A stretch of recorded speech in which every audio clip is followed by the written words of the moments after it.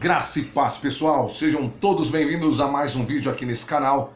É o seguinte, o contrato feito,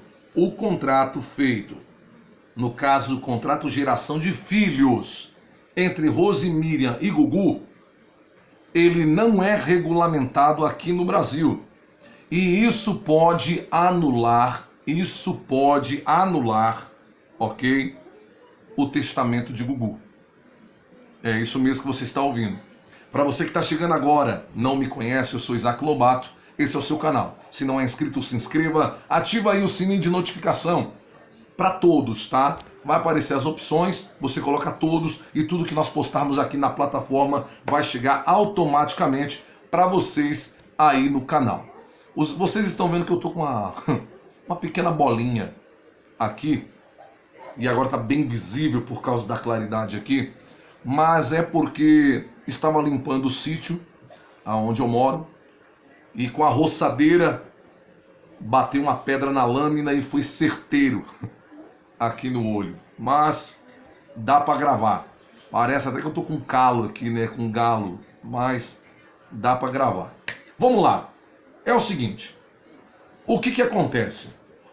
O portal de notícias aqui trouxe dizendo que o contrato de geração de filhos, ele não é regulamentado no Brasil, embora alguns advogados defenda o uso do tal contrato. Ele é mais comum nos Estados Unidos. Então, para você entender o que diz aqui, a matéria diz assim: a morte do apresentador Gugu trouxe à tona 3 questões bastante polêmicas que vêm sendo discutidas no direito de família e sucessões brasileiro. A existência de um contrato de geração de filhos pode afastar o reconhecimento de uma união estável? É a primeira pergunta. Se tem um contrato de geração de filhos, isso pode afastar o direito da pessoa de defender uma união estável? Segundo, o companheiro pode ser excluído da herança através de testamento? É uma segunda pergunta. E podem existir uniões estáveis simultâneas? É o que nós vamos ver agora. Conforme noticiado pela mídia, Gugu elaborou em 2011 um testamento reconhecendo apenas os seus 3 filhos como seus únicos herdeiros legítimos, excluindo a sua suposta companheira Rose Miriam de sua herança. Em relação à parte disponível de seu patrimônio, que corresponde a 50% de seus bens, o apresentador dividiu entre os seus filhos e sobrinhos, que são filhos de sua irmã Aparecida Liberato. Ninguém mais, ninguém menos do que aquela que está administrando aí os bens do apresentador Gugu, ok?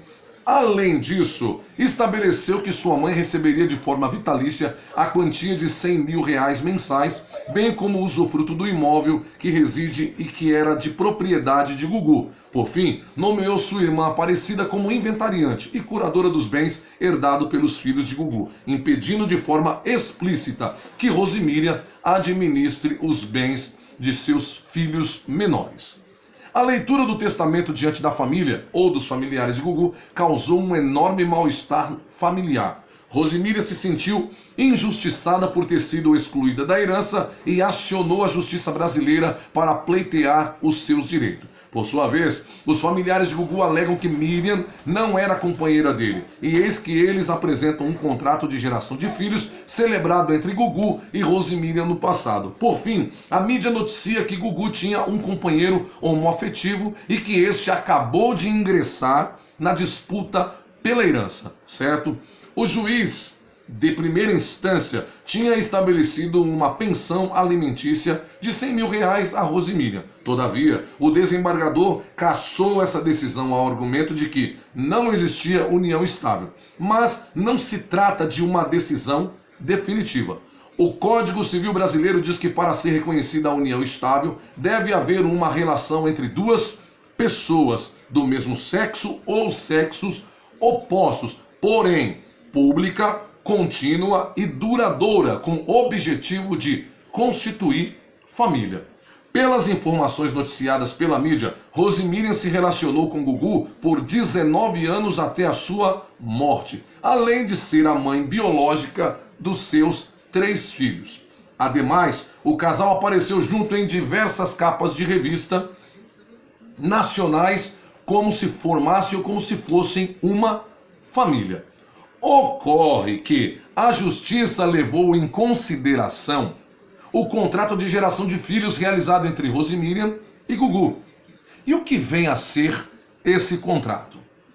Apesar desse contrato não estar regulamentado no Brasil, sendo bastante comum nos Estados Unidos, muitos advogados defendem a sua validade jurídica ao argumento de que pessoas têm direito à liberdade de afastar o afeto de suas relações pessoais. Assim sendo, o afeto permanece somente uma relação aos filhos, havendo uma relação paternal entre pai e filhos e não uma relação conjugal entre os pais. Uma vez sendo válido este contrato, não poderia a união estável ser reconhecida. Como se vê, a discussão acerca da existência de uma união estável entre Rosemiriam e Gugu será bastante complexa. Para o público, eles formavam uma família, mas para os íntimos, eles possuíam apenas uma relação de amizade. Somente a justiça será capaz de decidir a questão. Caso Rosemiriam seja reconhecida companheira de Gugu, surge uma outra questão. Afinal de contas, ela poderia ser excluída da herança através do testamento? Aí, queridos, é uma discussão longa.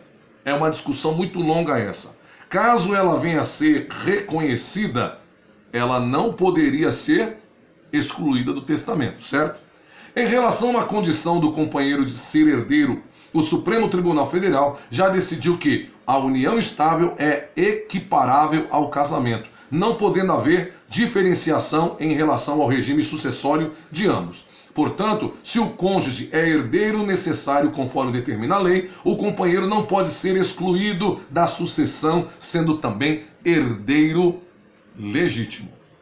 Infelizmente, o artigo 1790 do Código Civil dizia que o companheiro tinha menos direitos sucessórios do que o cônjuge. Por exemplo, ele herdaria metade do que os descendentes e os ascendentes do falecido herdam. Já o artigo 1829 nunca contemplou o companheiro como herdeiro necessário. Assim, a maioria dos doutrinadores considerava que o companheiro poderia ser excluído da herança através de um testamento. Entendeu? Quer dizer, se está valendo o artigo 17.9 ou 1790, ele provavelmente, ao meu entender, ele exclui, tá? Aí no caso, o artigo 19.29, é o que eu entendi aqui, tá? Ocorre que, em 2017, com o julgamento do recurso extraordinário 878.694/MG, o STF declarou inconstitucional o artigo 1790, devendo ser aplicado ao companheiro as mesmas regras sucessórias aplicadas ao cônjuge, que são as seguintes: o patrimônio será dividido de forma igualitária com os descendentes, filhos, netos e bisnetos. Na ausência dos descendentes, o patrimônio será repartido com os ascendentes, pais, avós e bisavós. E na ausência de ascendentes e descendentes, o cônjuge herda a totalidade dos bens do falecido. Tendo em vista essa decisão do Supremo, a jurisprudência atual é no sentido de considerar o companheiro herdeiro necessário. E quais bens Gugu seria herdado por Rosemiriam caso ela fosse reconhecida como companheira?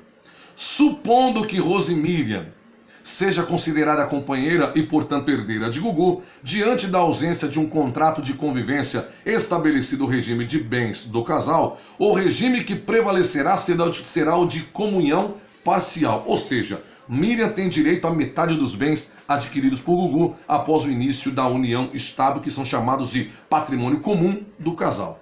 Em relação aos bens particulares de Gugu, que são aqueles adquirido antes do início do relacionamento, Miriam será considerada herdeira e terá que dividi-lo com seus filhos e todos aqueles que foram contemplados no testamento por Gugu.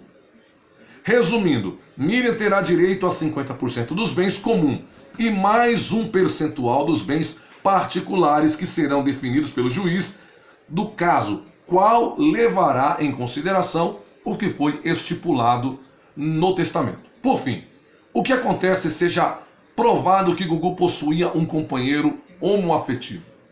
Gente, caso Rosemary não seja considerada companheira e esse companheiro consiga provar sua união estável com Gugu, o mesmo será considerado herdeiro, devendo partilhar os bens do espólio com outros herdeiros. Mas, se Rosemary também for considerada companheira, pode ser reconhecida outra pessoa de união estável? O Supremo Tribunal Federal ainda está julgando a possibilidade de haver uniões estáveis simultâneas, não tendo ainda decidido a questão. O julgamento foi interrompido por enquanto há juízes que reconhecem e outros que não reconhecem. Como podemos ver, o caso Gugu é um exemplo de como as relações familiares estão cada vez mais modernas e cabe ao direito de família se adequar a essa nova realidade através da jurisprudência dos tribunais para, posteriormente, o legislativo regulamentá-las. Certo? E é o seguinte, por fim, queridos, aqui, para me terminar, porquanto o caso Gugu reflete um planejamento sucessório que está gerando um imensurável conflito familiar. Muitas questões íntimas do falecido estão vindo à tona. Tomara que sirva de lição para todos nós. E que o judiciário consiga decidir a questão de forma menos dolorosa possível. Quem trouxe isso aqui foi a doutora Gelman, que é advogada especializada em direito humanizado nas áreas de famílias e sucessões, atuando na mediação de conflitos familiares a partir da teoria dos jogos. Quem trouxe isso foi o Estadão, no caso aqui, politica.estadão.com.br. Tá aí, queridos, para vocês. Esse negócio do caso Gugu vai longe, ainda vai muito longe esse caso Gugu. Eu espero aí que vocês tenham gostado. Deixa aí o comentário o que vocês acham disso daí tudo que foi dita pela advogada e como é que vocês acham, na visão de vocês, que tudo isso vai acabar. Um grande abraço e até o nosso próximo encontro, se assim o Todo-Poderoso nos permitir.